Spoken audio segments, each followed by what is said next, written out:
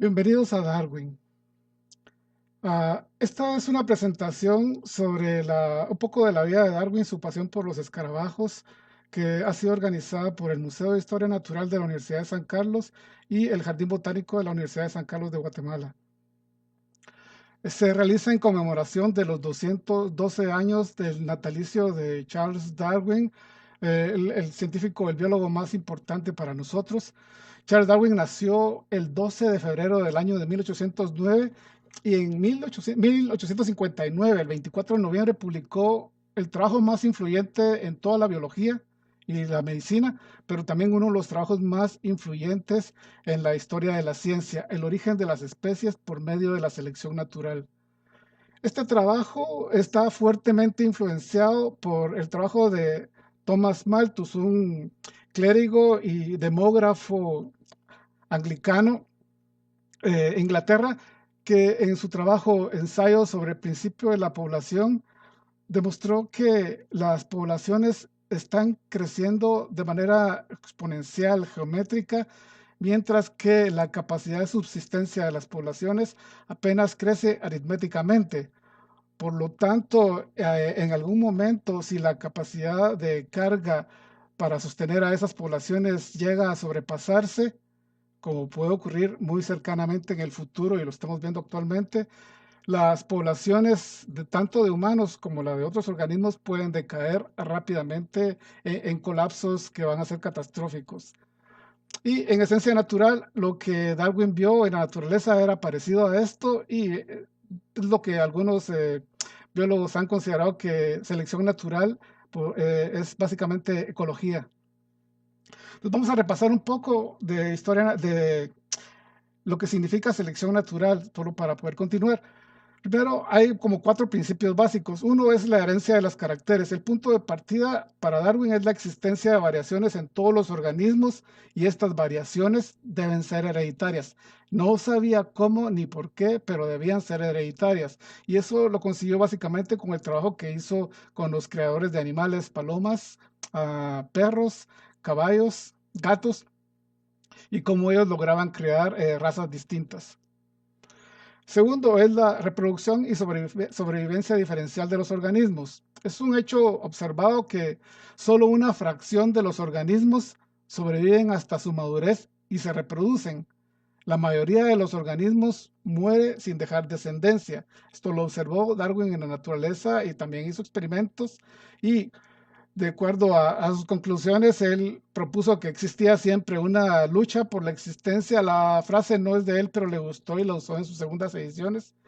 El medio ambiente actúa seleccionando, eliminando a los organismos que no son aptos para sobrevivir y también seleccionando a los que sí tienen esa capacidad de sobrevivencia. Estos heredan esos caracteres que los hacen aptos para sobrevivir, reproducirse, los heredan a sus descendientes, con lo cual por medio de cambio gradual durante múltiples generaciones a través del tiempo evolutivo y geológico surgen nuevas especies. Por otro lado, hay una forma de selección que es la selección en contra de los organismos. La selección en contra de los organismos es básicamente la selección natural. Y hay otro concepto que se llama aptitud, que los estudiosos de universidades privadas llaman fitness y nosotros llamamos adecuación o aptitud. Esta es la selección a favor. Los organismos que poseen variantes favorables van a tener la probabilidad mayor de sobrevivir y se van a reproducir más que los organismos que carecen de esas variantes favorables.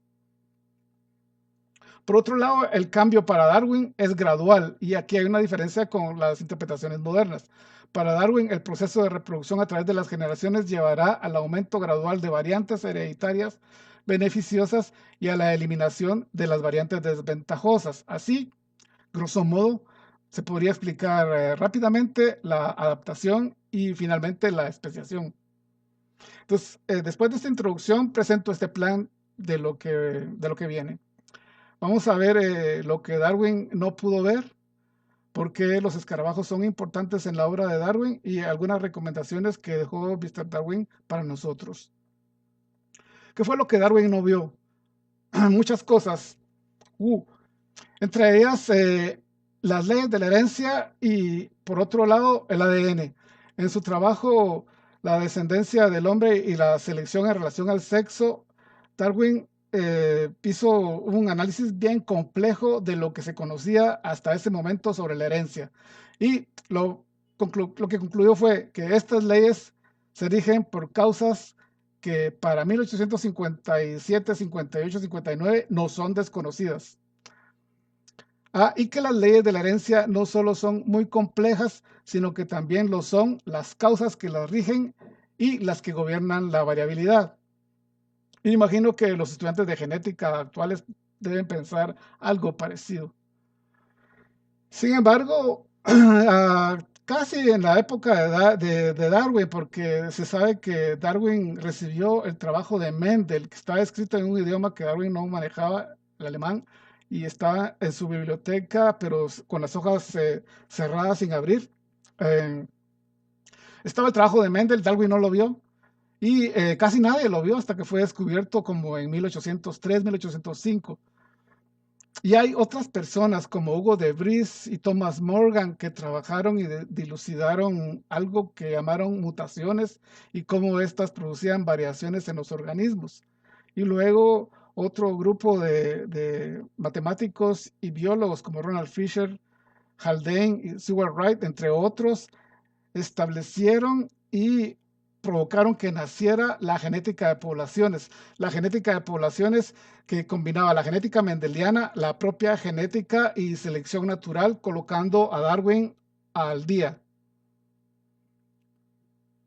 Posteriormente, en los años 50, se descubre la base de la herencia, que es el ADN, información que finalmente, y lo vemos recientemente, llegó a ser totalmente compatible con la visión de Darwin, aunque de una manera un poco diferente porque se descubrieron nuevos mecanismos. Entonces tenemos a Watson, a Rosalind Franklin, a Francis Crick y Maurice Wilkes que dilucidaron esa estructura y luego pongo ahí a Kary Mullis porque este señor, aunque está algo loquito, tiene un premio Nobel porque descubrió el mecanismo para hacer la PCR, la reacción en cadena de la polimerasa. De tal manera que actualmente tenemos un mejor panorama del árbol de la vida. Y este árbol de la vida es muy al estilo de como Darwin lo pensó. Recuerden que Darwin fue quien acuñó la palabra árbol de la vida. Pero los paradigmas siempre cambian. Después de establecido selección natural como mecanismo de la evolución, aparecieron otras personas que demostraron nuevos mecanismos de evolución y esos nuevos mecanismos de evolución eran diferentes de selección natural. Moto Kimura y Tomoko Ota fueron algunos de ellos. Hay otras personas más que cambiaron el paradigma y provocaron una crisis en cuanto a no a evolución, pero a selección natural y una crítica muy fuerte a selección natural. De tal manera que actualmente, no sé qué tan actual es esto, pero el panorama que vemos es muy variado y no es estrictamente darwiniano. Sabemos que deriva y selección trabajan en conjunto, regulando sistemas complejos y proveyendo la oportunidad para la evolución de formas y funciones novedosas en las que intervienen genes neutros, genes casi neutrales, genes ventajosos, genes deleterios y algunos otros mecanismos como transferencia horizontal de genes. O sea, es mucho más complejo de lo que Darwin vio. Otra cosa que no vio Darwin, y qué bueno que no lo vio, fue que selección natural como mecanismo de evolución llegó a convertirse en la justificación científica, por un lado, para la justificación de las desigualdades sociales y por otro lado, para la justificación de la discriminación y la eliminación de grupos que no eran aptos para seguir sobreviviendo. Estamos hablando de eugenesia, eh, niños Down, personas con problemas mentales, y eso estamos hablando de los años 30 y 40, o guerras como las que hizo Hitler. Por otro lado, un grupo relacionado a Herbert Spencer y que posteriormente se convirtió en un grupo de mucho poder económico, llegó a desarrollar una idea que se llama darwinismo social y por lo menos actualmente hay una universidad privada que sostiene el darwinismo social como la forma de la forma económica en la que una mano invisible permite que los que tienen dinero sigan teniendo mucho dinero y los que no tienen nada ni suerte no sigan teniendo nada nunca. Por otro lado, Darwin en su tiempo fue atacado por los fundamentalistas religiosos y acá vemos unas caricaturas que fueron publicadas en la prensa londinense inmediatamente después de publicado el trabajo del origen del hombre y en ese trabajo ridiculizaban a Darwin. Y sin embargo, Darwin no vio una cosa, o sea, fue atacado por los fundamentalistas, pero Darwin no vio que realmente el conflicto con religión no era tan fuerte. Actualmente no debería ser tan fuerte. Tal vez es fuerte en las cabezas de algunas personas. Por ejemplo, el Papa Juan Pablo II, el 23 de octubre de 1996, dijo claramente que la teoría de la evolución es más que una hipótesis y es compatible totalmente con la fe católica. Y acá fue muy cauto porque dijo es más que una hipótesis. Y si yo estuviera con mis alumnos les preguntaría qué es más que una hipótesis y todos me contestarían al unísono, una teoría. O sea, y una teoría es una hipótesis comprobada. Tampoco vio que posteriormente el Papa Francisco declaró que tanto la teoría de la evolución como la teoría del Big Bang son reales. Y luego fue contundente cuando le dijo a sus seguidores, Dios no es un mago con una varita, para no ser interpretado como la gente normalmente lo interpreta. Y en el caso de los cristianos evangélicos, no hay mucha información, no sabemos qué piensan en Guatemala, bueno, yo no sé qué piensan acá en Guatemala, pero en los Estados Unidos se han hecho estudios aleatorizados que señalan que los miembros de las iglesias protestantes en general se sienten cómodos con la idea de que Dios tiene un papel muy importante y es quien dirige la evolución acá en los White Mainline Protestant. Comparados con los que piensan que los humanos han existido desde siempre como somos. Entonces, Darwin no lo vio, pero parece que actualmente no existe un serio conflicto entre las iglesias y la teoría moderna de la evolución. Y veamos este ejemplo que es hermoso, de la manera de interpretarlo es hermoso, es decir, acá vemos personas religiosas uh, que conceptualizan un virus, el cual saben que han mutado, que sigue variando y que conocen varias cosas al respecto. ¿Por qué? ¿Por qué están así? Eso es porque hay algo que les hace sentir que deben protegerse. Y es que ahora tenemos un público en general discutiendo temas de biología evolutiva. Entonces, tenemos gente hablando de la mutación de los virus, las nuevas mutaciones, la mexicana, la sudafricana, la inglesa, haciendo restricciones a los vuelos, hablando de diferentes cepas de coronavirus, la gente hablando de que los virus o este virus en particular está evolucionando, escuchan a la gente hablar de reacción en cadena de la polimerasa y ácido ribonucleico. También podemos escuchar a las personas hablar de respuesta inmune y algo lindo también es que hemos escuchado hablar a las personas de degradación ambiental relacionada a los brotes de estas enfermedades y el temor de que puedan existir más enfermedades en el futuro. De tal manera que esto nos lleva a uno de los fines últimos de la ciencia y es que el conocimiento que la ciencia está aportando sea parte del acervo cultural de todas las personas. Entre otras cosas que Darwin no vio, tenemos que tiene su propia ciudad. Esta ciudad se llama Darwin. Acá es un puerto, es el puerto al que llegó Darwin, creo que en 1838, por ahí, en el Beagle. Desembarcó, hizo varias colectas, particularmente de escarabajos de carábidos y varias especies nuevas. Y sus amigos le nombraron el puerto en honor de él Luego le cambiaron nombre y en el 1919 nuevamente le volvieron a poner el antiguo nombre, el puerto de Darwin, la ciudad de Darwin, una ciudad importante en Australia, nombrada por un biólogo. ¿Cuántos biólogos tienen una ciudad que tenga su nombre? Sospecho que pocos. Pero miren, ¿cuántos biólogos tienen dinero? Darwin tiene mucho dinero, tiene la moneda de 10 libras, perdón, de 2 libras y el billete de 10 libras. Eh, Esto implica que el trabajo de Darwin, el legado de Darwin, es parte también de la sociedad inglesa.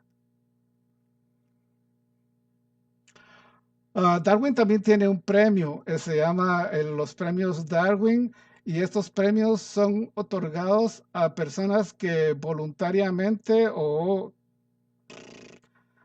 de una manera absurda retiran su genoma de la población, muriéndose sin dejar descendencia de una manera que no es como muy inteligente. Como por ejemplo ponerse a meter en la cabeza a los cocodrilos. Darwin también tiene cervezas, y es que a Darwin le gustaba la cerveza, eh, por no sé qué razón, no sé qué le ven. Y tiene un paquete un paquetón de 12, se llaman Natural Selections. También tiene su propia cerveza Darwin's. Y esta fotografía de acá es el barcito en donde Darwin iba todos los viernes después de salir de la universidad, del cual salía caminando abrazado con sus amigos como a las 2 de la mañana. Qué borracho. Ah, Darwin también es parte de la iconografía de los jóvenes. Tiene su propia línea aérea, tiene sus propios relojes y tiene su propio libro de recetas. Este libro de recetas es muy importante porque es el libro de recetas de la señora Darwin. Y en este libro de recetas hay una entrada de Darwin para que su esposa le pueda preparar un buen arroz. Probablemente él hacía el arroz en su casa porque la receta es bien específica. Yo lo he probado y queda casi perfecto, pero tiene que ser cronometrado. 10 minutos a fuego alto, tapado, y luego 10 minutos a fuego bajo, totalmente destapado, todo cronometrado, y el arroz gallo dorado queda perfecto. Si van a hacer cena del día de Darwin, también les recomiendo unos hongos portobelo asados y una ensalada de lechuga con salsa de yemas de huevo. También Darwin tiene bumper stickers, aunque estos son copias, creo, todos. Entonces, ¿qué tienen que ver los escarabajos en la obra de Darwin? En la biografía de Darwin podemos entender qué es lo que veía en los escarabajos. Y él dice que en Cambridge nada le dio más placer que coleccionar escarabajos. Dice que era la pasión por colectar, porque él los disectaba y raramente comparaba la morfología con las descripciones publicadas. Pero decía, ningún poeta sería más feliz al ver su primer poema publicado como yo lo he sido al ver en las Illustrations of British Insects las palabras mágicas colectado por Charles Darwin.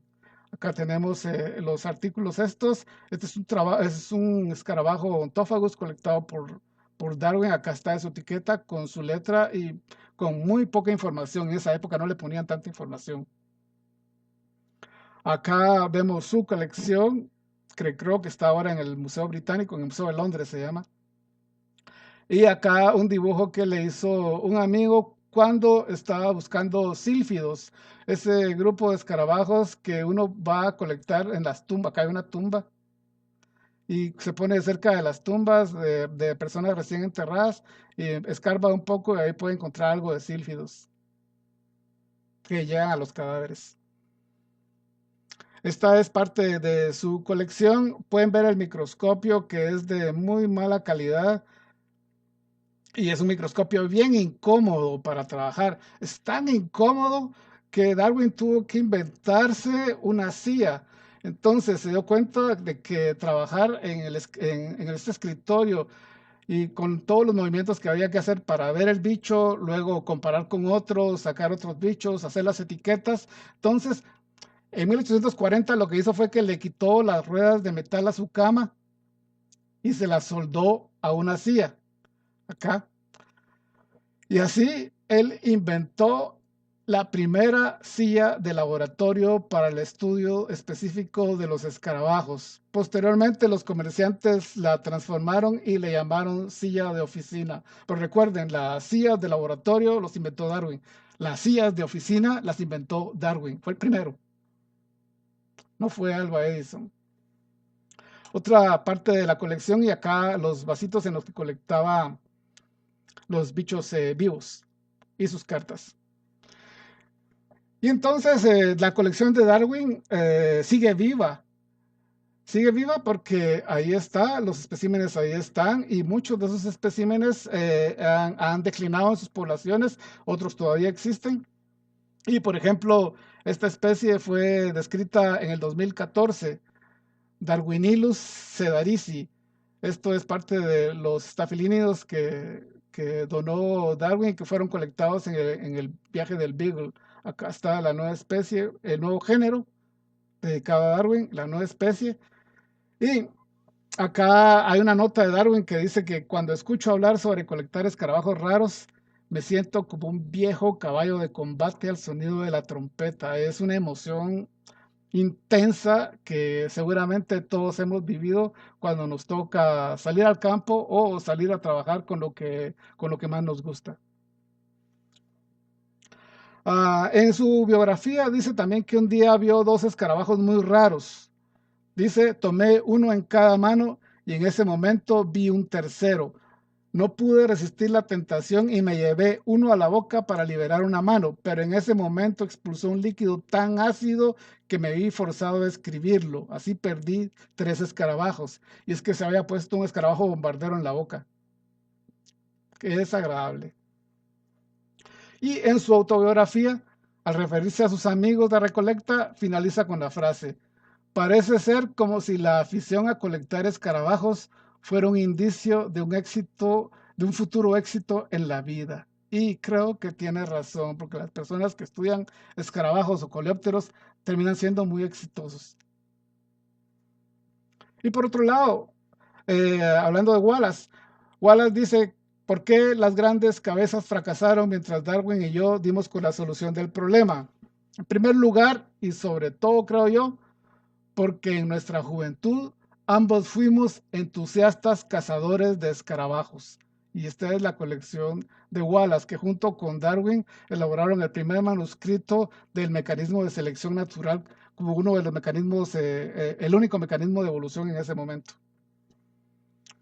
Wallace era amigo de Henry Bates y era amigo de Darwin. Y Darwin tenía en mucho aprecio a Henry Bates, que está acá, Henry Walter Bates, que hizo una cosa genial que describió un mimetismo que se llamaba el mimetismo de Bates, mimetismo batesiano, dicen los alumnos. Lo escribió en un artículo que hablaba sobre mariposas de Sudamérica, pero no decía mayor cosa que una nota sobre mariposas de Sudamérica hasta que Darwin lo leyó y dijo, puchis, este es el trabajo más importante de historia natural que he visto en los últimos años. Entonces publicó una nota diciendo, póngale atención a este trabajo porque ahí Mr. Bates habla sobre su mimetismo. Por eso lo conocemos también ahora. Porque es importante Bates, porque Bates fue amigo de Wallace y viajó con él al Amazonas en donde colectaron múltiples bichos. eh, Particularmente escarabajos, pero en varias cosas porque Wallace vendía bichos a las colecciones de los museos. Pero Bates hizo este trabajo impresionante que es el volumen 2, parte 2 de la biología central y americana que trata sobre los escarabajos de Centroamérica y México, en donde describe cantidad de especies de Guatemala. Tenemos, por ejemplo, acá esta Phalangogonia parilis que fue colectada en el Cerro Sunil. Eso es finca Las Nubes en Suchitepeques, como a 1000 metros del nivel del mar, un poco menos tal vez. y otras especies que dicen Guatemala, como Phalangogonia championi, igual en el mismo sitio, está en la tabla 17, figura 5, serían estas figuras acá, a la derecha. ¿Por qué el interés de Darwin en los escarabajos? Por el mismo que a nosotros nos interesa tanto. Esto no era. Por esto, por la enorme diversidad de escarabajos que existen en el mundo y que no había sido considerada previamente a Darwin.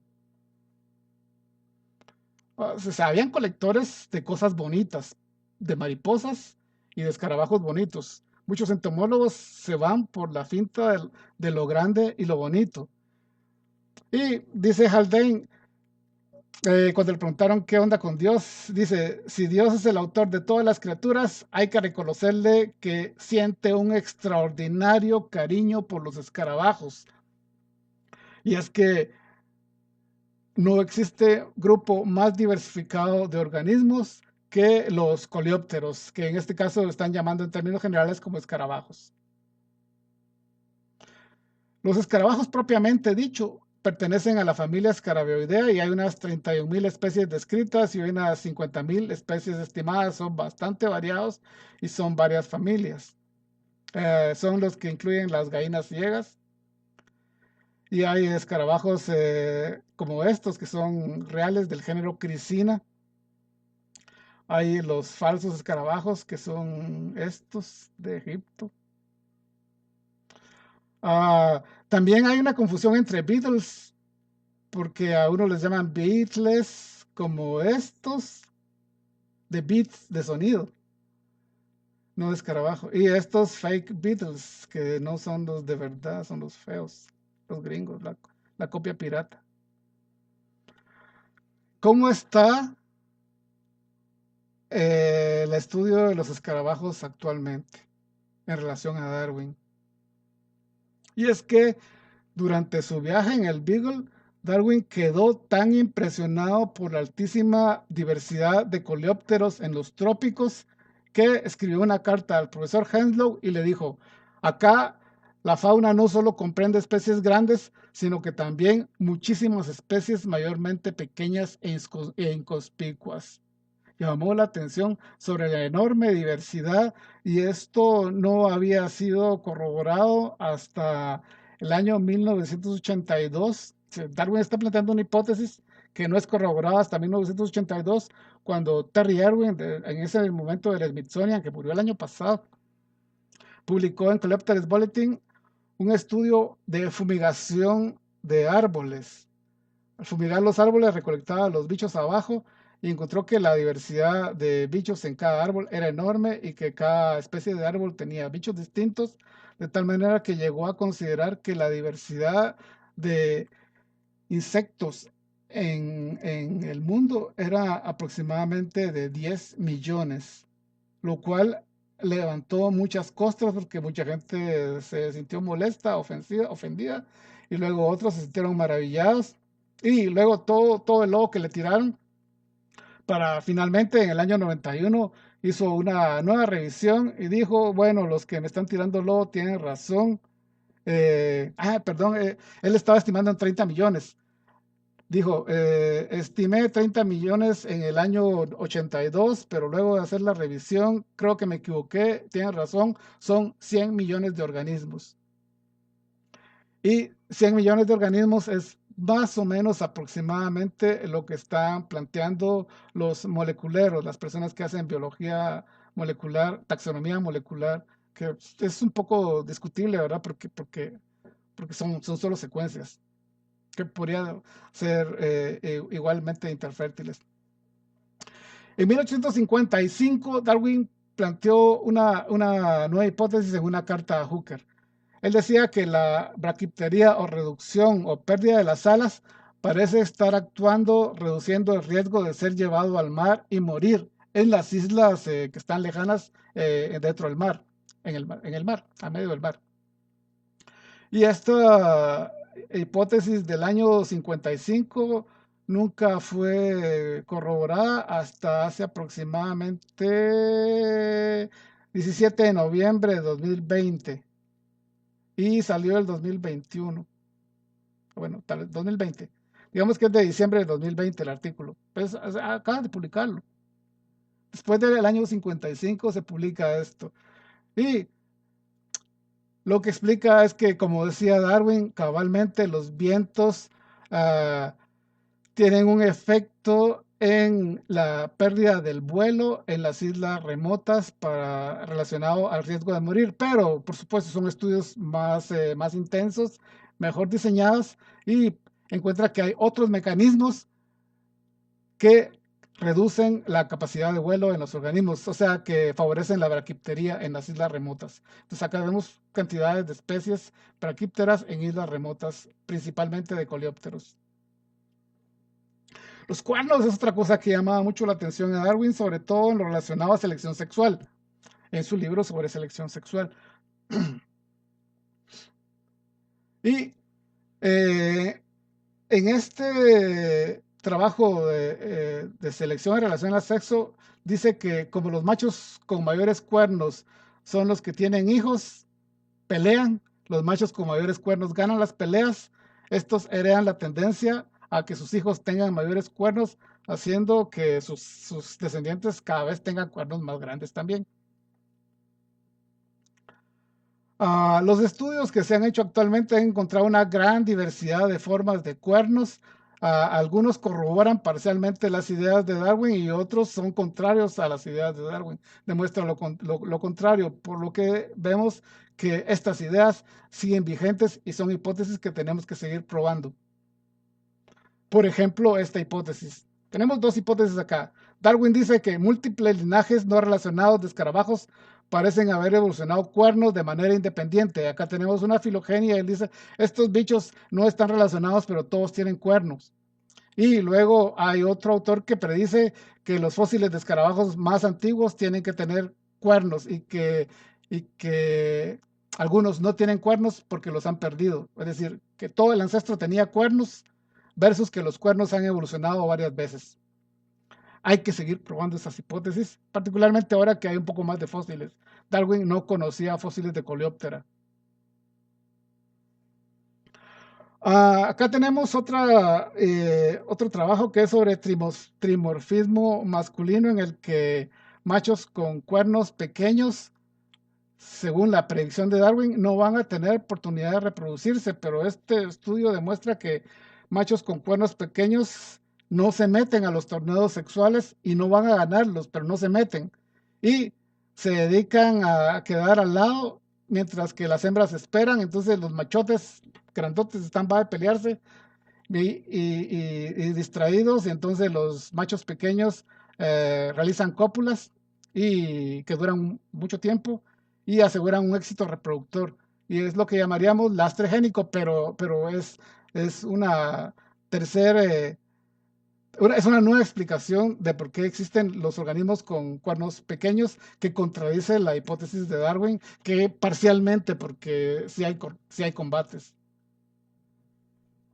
También hemos visto recientemente que unos estudiosos de Sudáfrica encontraron que los escarabajos caqueros se guían por la Vía Láctea en la noche y usan la bola como refugio térmico. Esto porque la Vía Láctea es visible porque está polarizada la luz a pesar de que existan nubes. Y a mi entender, nadie en Guate ha hecho estudios para demostrar algo parecido. Esto es en el desierto, pero acá no tenemos estudios en el bosque seco y tampoco tenemos estudios en los bosques tropicales. ¿Será que funciona igual o es un tipo de selección que solo ocurre para zonas desérticas? O sea, estudios para hacer hay. Y es muy sencillo, solo le pone tapadera de, de cartulina al bicho y le pone un numerito. Ah, Luego vemos que hay estudios que demuestran que la morfología de los genitales masculinos parece estar mediada por selección sexual de la hembra.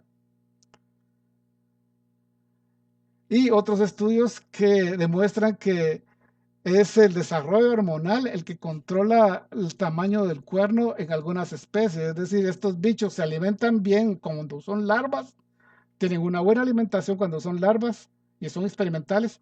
Y estos bichos les dieron una muy mala alimentación cuando son larvas y eso explica la diferenciación como adultos. ¿Y cuál será el éxito que van a tener estos organismos por una buena alimentación?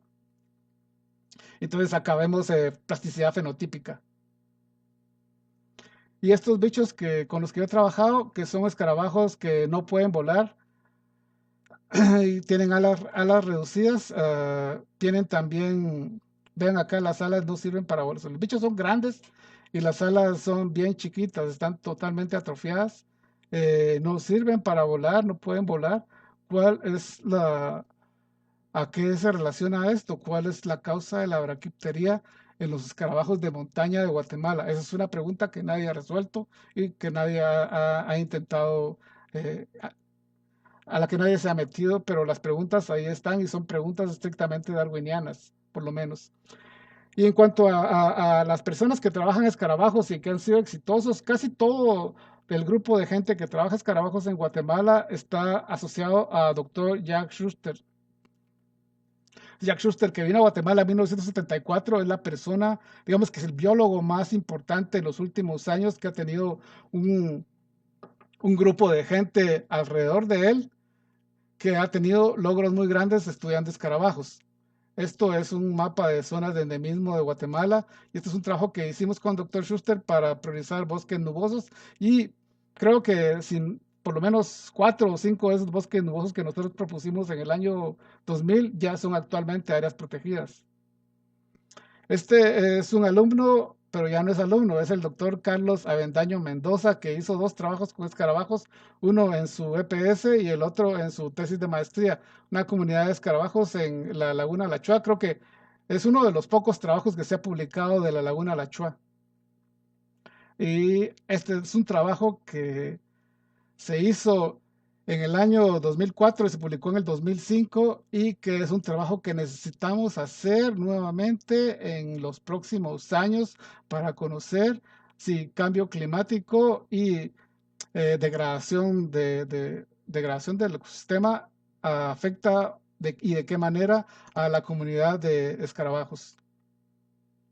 Esta es otra persona que tiene doctorado en ciencias, un tipo muy exitoso, Manuel Barrios, que hizo un trabajo conmigo sobre unos escarabajos de género Filófaga, su distribución, y posteriormente, independientemente, con su profesor Juan José Morrone y Robert Anderson, trabajaron en la revisión de unos grupos de escarabajos que son curculiónidos. No son exactamente escarabajos, son los que se llaman picudos. Describió cantidades de especies. Está trabajando, está haciendo un trabajo muy intenso y bueno.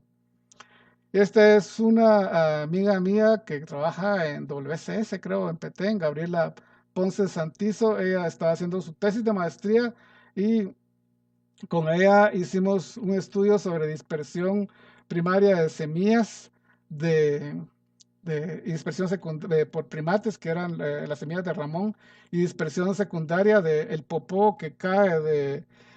Ella se dedicaba a juntar popó de mono. Ese es un trabajo muy asqueroso, pero chilero. Eh, Ella hacía bolitas de popó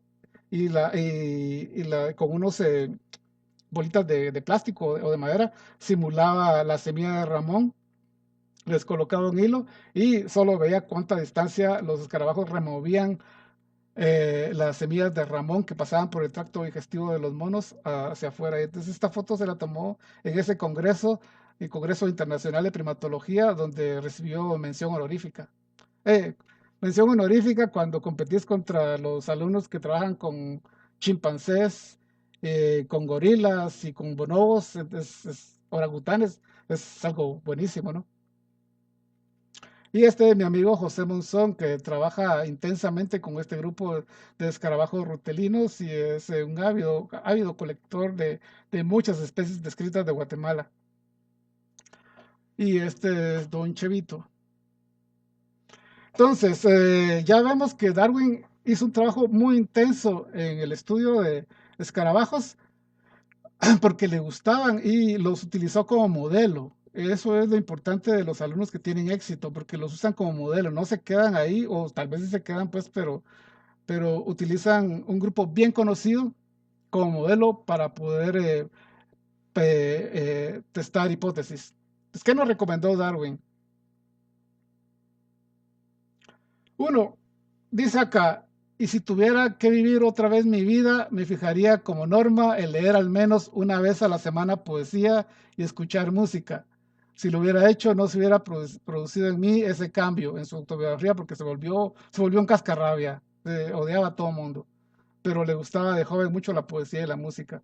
Probablemente todo se deba a la atrofia de esa parte del cerebro de la que dependen los gustos superiores. O parece posible, pero acá lo que se nota es que Darwin todavía no estaba alejado de la idea lamarckiana de la atrofia de estructuras. Antes de los 30, la poesía me causaba un gran placer. También la pintura me gustaba bastante y la música muchísimo. Por favor, entonces, lean mucho, escuchen buena música ay, y sean felices. Darwin murió en el año 1882 y aparentemente de un problema cardíaco que le fue diagnosticado, aparentemente, no es claro, pero era por el mal de Chagas. Su hermana Henrietta Emma Darwin describió los últimos minutos en la vida de Darwin. Ella dice lo siguiente, le dieron algo de whisky y solo con whisky, solo así fue capaz de tragar y ya después de 3 cucharadas ya recobró la conciencia y se sintió mejor. Y solo por último, quiero contarles que este Darwin tenía un interés así muy extraño en Guatemala y bueno, no era tan extraño, Guate es bien interesante. En 1846 le escribió a Gould, el famoso ornitólogo, que había visto en el periódico que viajaba a Guatemala, dice Guatemala, y estaba muy emocionado, es en serio, le dice, de verdad se va a Guatemala, qué buena onda. Tengo mucha curiosidad por saber qué va a hacer ahí, pero mi objetivo inmediato es escribirle para contarle que recibí una carta del doctor Diefenbach, si se acuerdan de las Diefenbachia, la hoja de la suerte, que se la comen los niños y se intoxican. Está nombrada con él, expresando un enorme deseo de acompañarlo. Él tiene un conocimiento bueno y general sobre química, geología, filosofía natural, que era lo que llaman biología, y algo de botánica y zoología. De tal manera que en muchos aspectos él sería un buen miembro para una expedición. Entonces, ¿podría ser tan amable de enviarme una línea y contarme cuáles son sus planes? Por favor, cuénteme. Atentamente, Charles Darwin. Así que Darwin tenía interés en Guate, vean ustedes bien acá en Guatemala y hay muchísimo por hacer. Entonces, con esto quiero concluir esta presentación, incentivándolos a que sigan estudiando la diversidad del país, que sigan probando hipótesis, planteando hipótesis y que escuchen buena música. Felicidades, Charles Darwin.